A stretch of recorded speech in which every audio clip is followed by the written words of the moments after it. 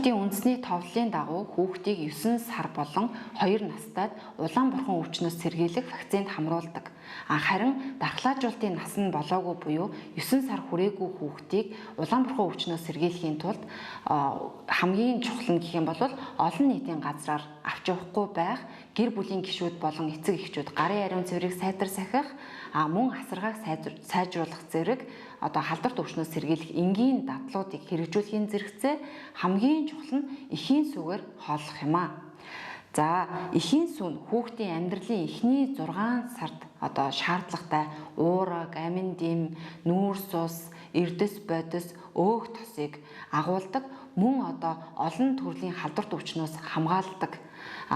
олон төрлийн биологийн идэвх нэгдлүүд болон цагаан эсийг агуулж идэг. Дэлхийн эрүүл мэндийн байгууллагаас хүүхдийг төрсний дараах 1 цагийн дотор ангир уургаар амлуулах, 6 сар хүртэл зөвхөн эхийн сүгээрээ дагнан хооллох, 6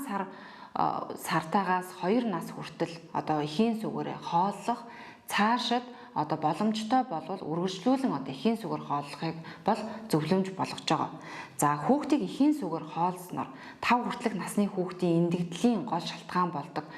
суулгаалт, хатгалгаа зэрэг өвчнөөр өвдөх эрсдлийг бууруулна, мөн суулгалт өвчнөөр өвдөх нийт тохиолдлыг 50 хүртэлх хувиар, амьсгалын замын халдвараар өвдөх эрсдлийг 30 хүртэлх хувиар бууруулах ийм чухал зүйл бол эхийн сүгээр хооллох юм аа. Тэгэхээр хүүхдүүдээ эхийн сүгээр хооллож улаан бурхан өвчнөөс сэргийлээрэй.